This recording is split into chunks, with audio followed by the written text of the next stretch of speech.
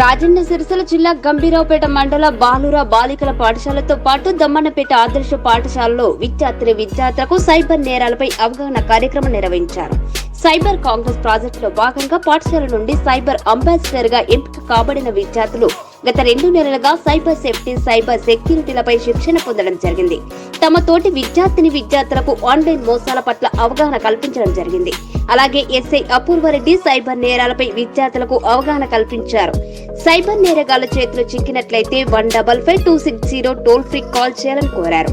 ఈ కార్యక్రమంలో ప్రిన్సిపల్ రమేష్, ఉపాధ్యాయులు, విద్యా కమిటీ చైర్మన్ రహీం, ఎస్ఎఫ్ఐ జిల్లా కళ్యాణ్ కుమార్ మరియు విద్యార్థులు పాల్గొన్నారు. మేడం గారిని సెలెక్ట్ చేయడం జరిగింది. అందులో భాగంగా మన పాఠశాల నుండి 2 స్టూడెంట్స్ ని సెలెక్ట్ చేసుకోవాల్సిన అవసరం ఉంది. 2 స్టూడెంట్స్ ని మన పాఠశాల నుండి సెలెక్ట్ చేసుకుని ఒకరు గర్ల్స్, ఒకరు అబ్బాయి, గర్ల్స్ అండ్ బాయ్స్ ఇద్దరు సెలెక్ట్ చేసుకున్నాము. సో వాళ్ళిద్దరు B Rahitya and B Aravind 2 students మనం సెలెక్ట్ చేసుకున్నాము. వీరిద్దరు ప్లస్ మేడం గారు మనకు 1 ఇయర్ ఎబో నుండి ఈ సైబర్ క్రైమ్స్ పైన జరుగుతున్నటువంటి సెమినార్స్ కానీ, ప్రోగ్రామ్స్ కానీ అటెండ్ చేయడం జరిగింది. సో వాటిని సైబర్ క్రైమ్స్ జరిగినప్పుడు వాటిని మనం ఏ విధంగా ప్రొటెక్ట్ చేసుకోవాలి, వాటి నుండి మనం ఏ విధంగా ప్రొటెక్ట్ అయి ఉండాలి, వాటిని మనం ఏ విధంగా సేవ్ చేసుకోవాల్సింది అనే టాపిక్స్ పైన ఈ సైబర్ క్రైమ్స్ పైన వాళ్ళు ట్రైనింగ్స్ ఇవ్వడం జరిగింది. అందులో భాగంగానే మన టీచర్స్ అండ్ స్టూడెంట్స్ కూడా పార్టిసిపేట్ చేసి ఈ ప్రోగ్రామ్ సక్సెస్ చేసుకోవడం జరిగింది. సో ఈ సైబర్ క్రైమ్ సంబంధించినటువంటి పూర్తి ఇన్ఫర్మేషన్ విని మనం ఎటువంటి జాగ్రత్తలు తీసుకుంటే వాటిని మనం సక్సెస్ చేసుకొని మనంగా పర్ఫెక్ట్ గా ఉండగలుగుతాం. లేనట్లయితే మనం చాలా నష్టపోవాల్సి వస్తుంది. మన యొక్క ఉనికిని కూడా కోల్పోవాల్సిన పరిస్థితి ఏర్పడింది. సైబర్ క్రైమ్స్ అనేది చాలా ముఖ్యమైనది. సో ఇప్పుడు ప్రతి ఒక్కరికి మెయిల్ ఐడి అనేది ఏ విధంగా ఇంపార్టెంట్ ఉందో, ప్రతి ఒక్కరికి స్మార్ట్ ఫోన్స్ అనేది అంత ఇంపార్టెంట్ ఉంది. వాటన్నిటిని కూడా మనని కాపాడుకుంటూ మన యొక్క సెక్యూరిటీని మనం కాపాడుకుంటూ ఈ గ్లోబల్ ఫినామీలో మనం ఎగ్జిస్ట్ కావాల్సిన అవసరం ఉంది. కాబట్టి వీటి గురించి ఇంకేమైనా సలహా సూచనలు ఇవ్వాల్సిందిగా అది డయాస్ గెస్ట్ ని రిక్వెస్ట్ చేస్తున్నాను. సో అదేవిధంగా మన సుమలత మేడం గారు కూడా వారు కూడా సైబర్ ట్రైనింగ్ లో తీసుకున్నటువంటి ట్రైనింగ్ ఏ విధంగా తీసుకున్నారు, అది మనకి ఏ విధంగా ఉపయోగపడుతుంది అనే విషయాలు కూడా తెలియజేశారని ఆశిస్తున్నాను. Thank you.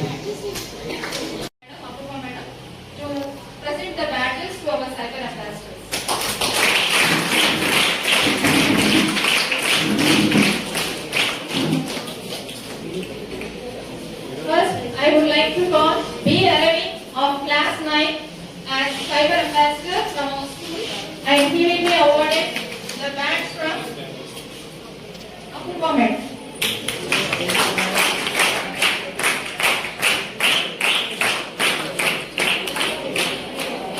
Give a big clap, please. Next, I would call B. Rahitya from class 8 to take the badge from Madam.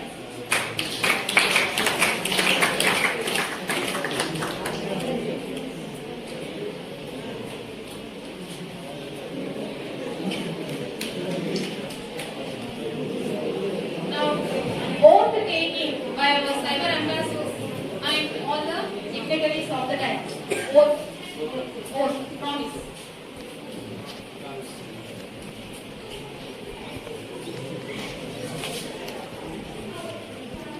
I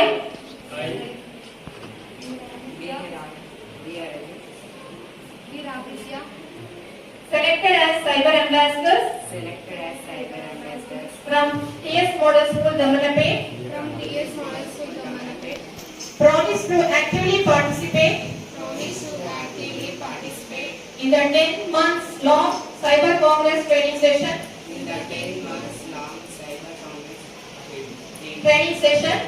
Without any hurdles.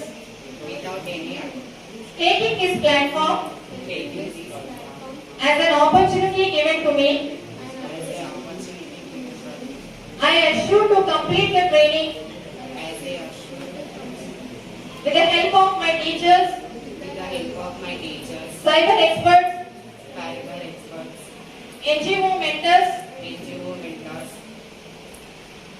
and she teams of my district. In this process, I will educate myself about the crimes against women, about the crimes against women about the crimes against women and children. and children. I will learn the process to report a crime. I will Learn the process learn the process to report a crime to report a crime and consult various agencies and consult various agencies to address various types of crimes. to address various Types of crimes. types of crimes. Thank you.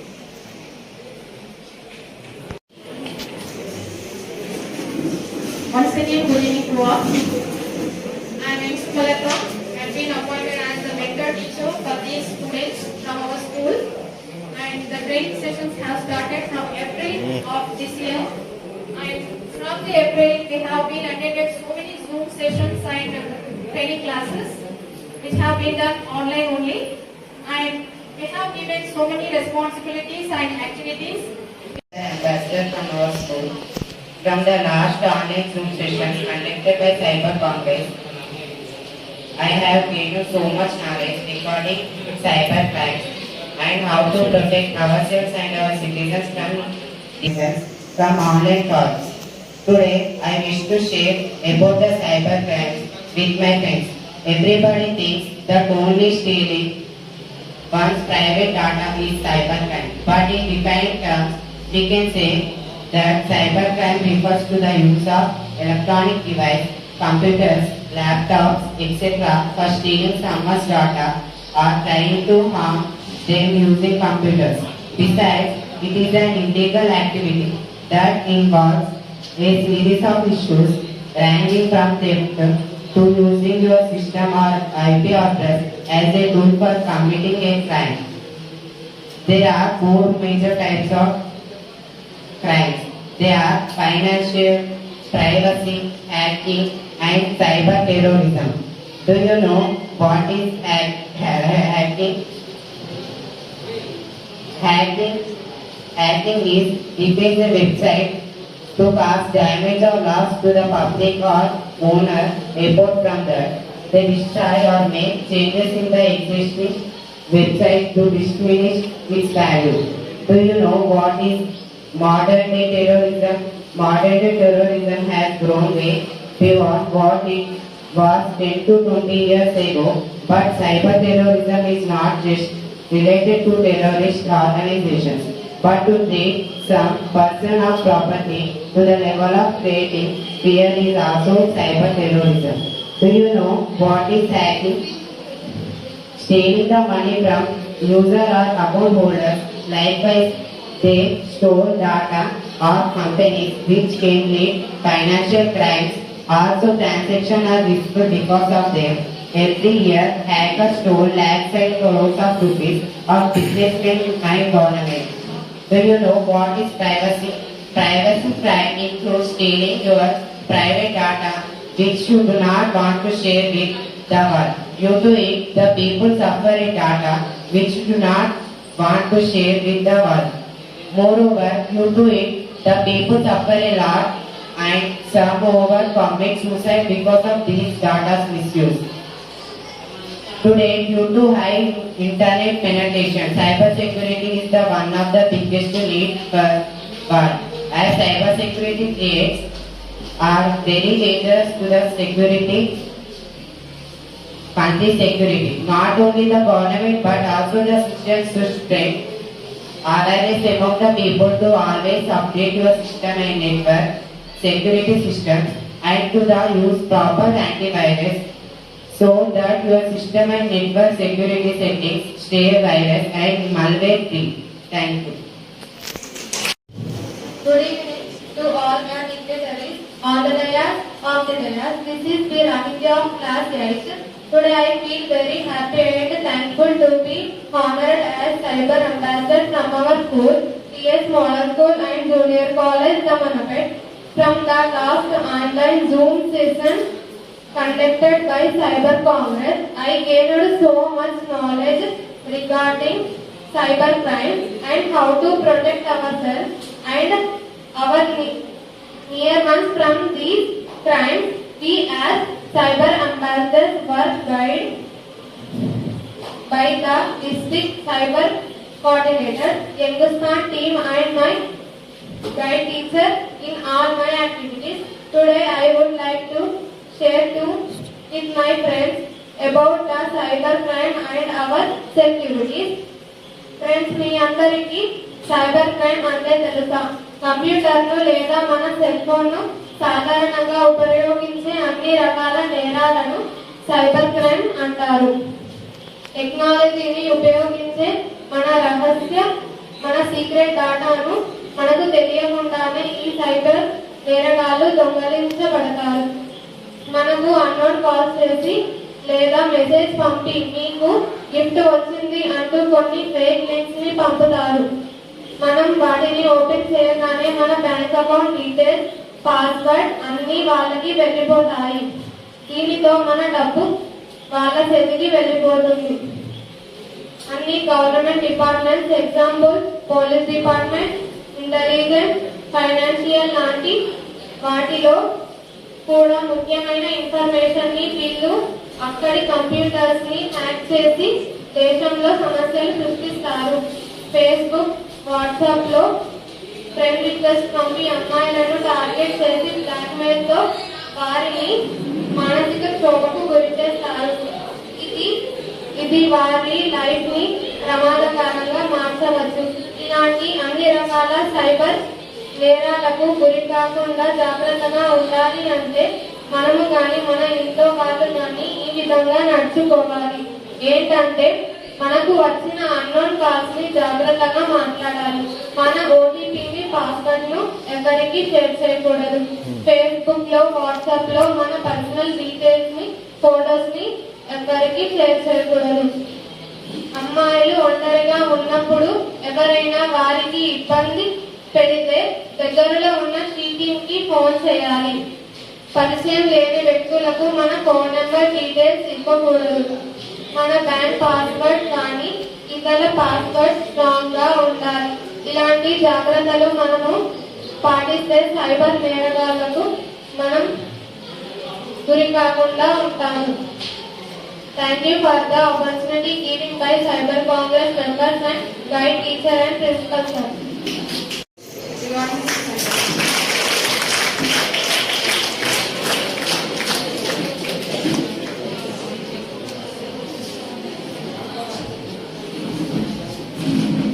Good afternoon everyone.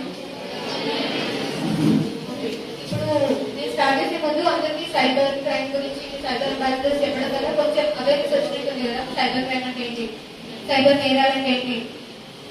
Cyber నేరాలు అంటే ఏం లేదు, main గా online మోసాలు.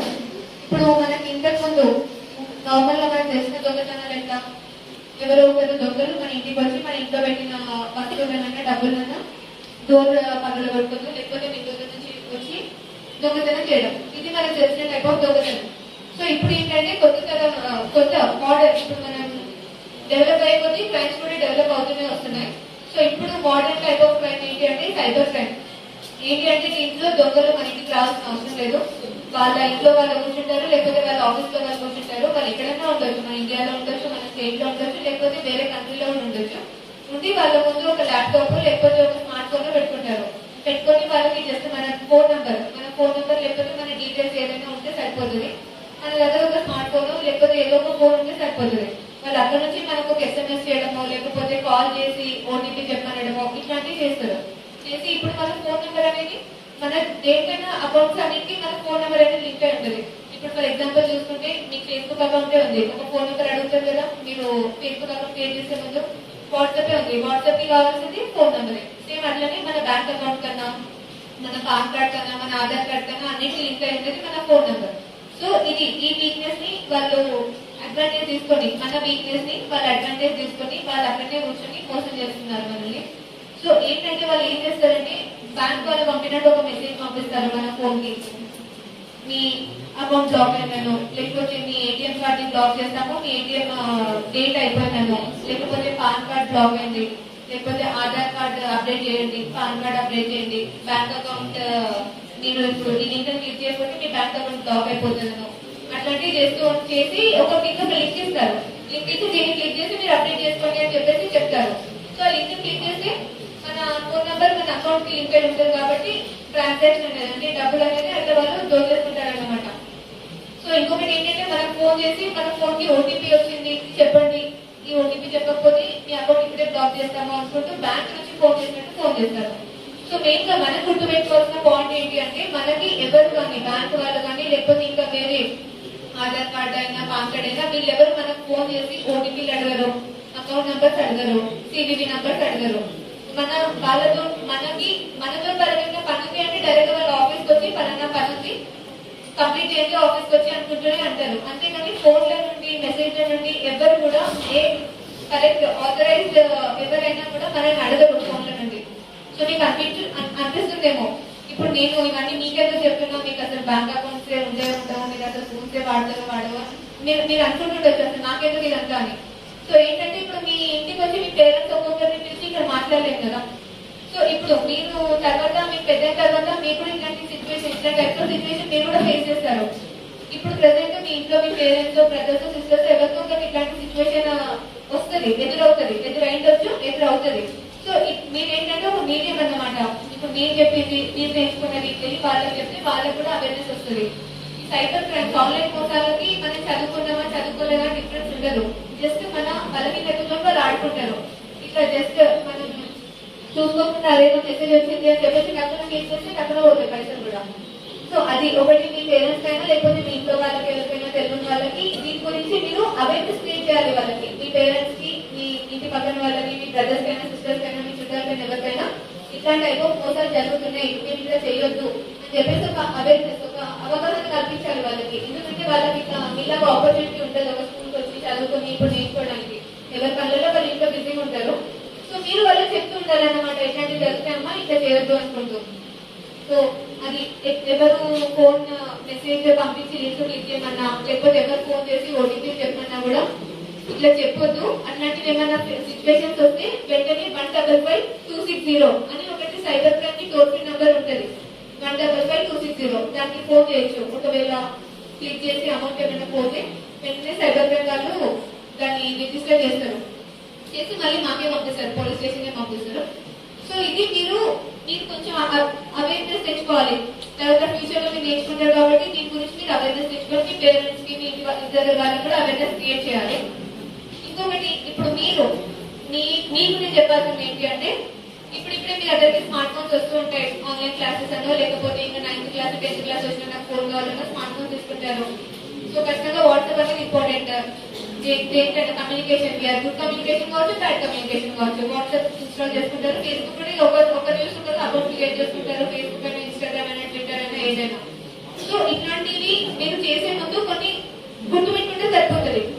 ఏంటంటే first password, ఇందాక సైబరాబాద్ చెప్పారు కదా, పాస్వర్డ్ అనేది స్ట్రాంగ్ ఉండాలి.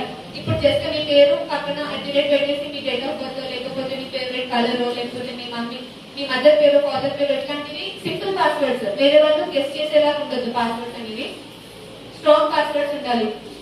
ఆ పాస్వర్డ్ అనేది ఓన్లీ మీ ఒక్కరికే తెలిసి ఉండాలి. మీకు ఎంత బెస్ట్ ఫ్రెండ్ అయినా కానీ, మీ పక్కన కూర్చున్న వాళ్ళు మీకు ఎంత బెస్ట్ ఫ్రెండ్ అయినా కానీ మీ పర్సనల్ ఇన్ఫర్మేషన్ అంటే ఇట్లాంటి పాస్వర్డ్స్ అయినా లేకపోతే ఇంకా ఏదైనా పర్సనల్ ఇన్ఫర్మేషన్ ఎవరికి చెప్పొద్దు. ఓకేనా? మళ్ళీ ఫేస్బుక్ లో రిక్వెస్ట్ యాక్సెప్ట్ చేయడం కూడా మీకు ఒకవేళ వాళ్ళు బాగా తెలిస్తేనే రిక్వెస్ట్ యాక్సెప్ట్ చేయండి. ఫేస్బుక్ లో అయినా ఇన్స్టాగ్రామ్ లో అయినా దేంట్లో అయినా ఏ సోషల్ మీడియా మీరు దేంట్లో ఉన్నా కూడా మీకు ఎవరైతే బాగా తెలుసో వాళ్ళని మాత్రమే యాక్సెప్ట్ చేయండి. అందరికీ తెలిసి తెలియని వాళ్ళని యాక్సెప్ట్ చేసి వాళ్ళకి మీరు ఛాన్స్ ఇవ్వద్దు. మీరు యాక్సెప్ట్ చేసిన మిమ్మల్ని మోసం చేసే ఛాన్స్ మీ చేతితో వాళ్ళకి ఇస్తున్నట్టు.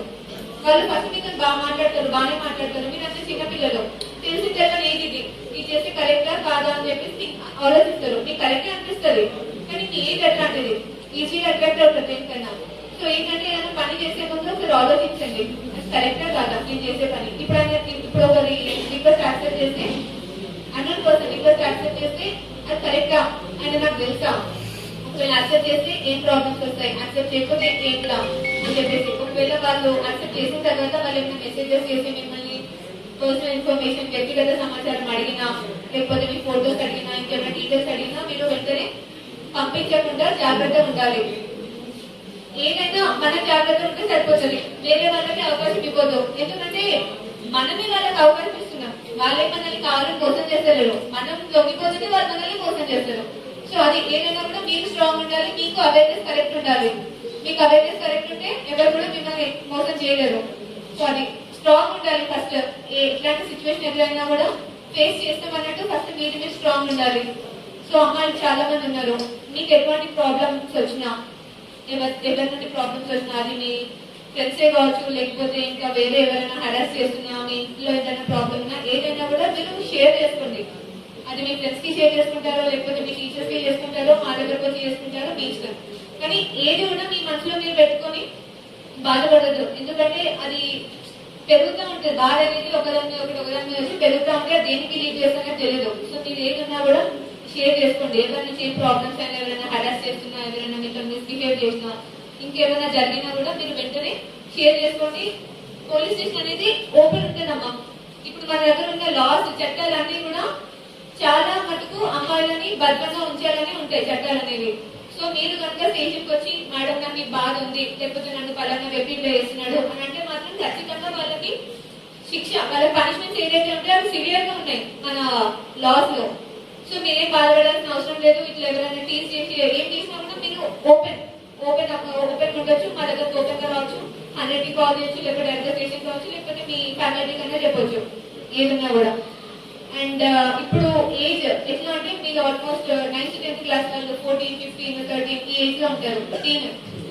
సో ఇప్పుడిప్పుడే అన్ని అలవాట్లు స్టార్ట్ అవుతూ ఉంటాయి. ఒకరు న్యూస్ ఒకరు ఆయన ఇది చేస్తున్నాడు కదా నేను ఎందుకు చేయకూడదు అని చెప్పేసి ఒక న్యూస్ ఒకరు బ్యాడ్ హ్యాబిట్స్ దురలవాటు అనేది స్టార్ట్ చేస్తారు. సో స్టార్ట్ చేసిందంటే ఇక మీ లైఫ్ ని అక్కడ నుండి ఇలా కింద పడేయడం స్టార్ట్ చేసినట్టే.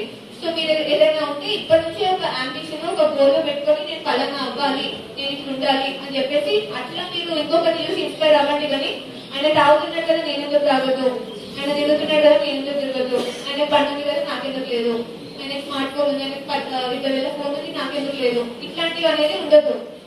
ఓకేనా? మనకి వచ్చేటానికి వస్తుంటే సో మీరు జాగ్రత్తగా ఉండాలి. ఫస్ట్ మీ కెరీర్, మీ భవిష్యత్తు మీ చేతిలోనే ఉంది. అది మీరు ఎట్లా తీసుకెళ్తే అట్లా వెళ్తుంది. సో అది నేను చెప్పాలనుకున్నా. అందరు బాగా చదువుకోండి.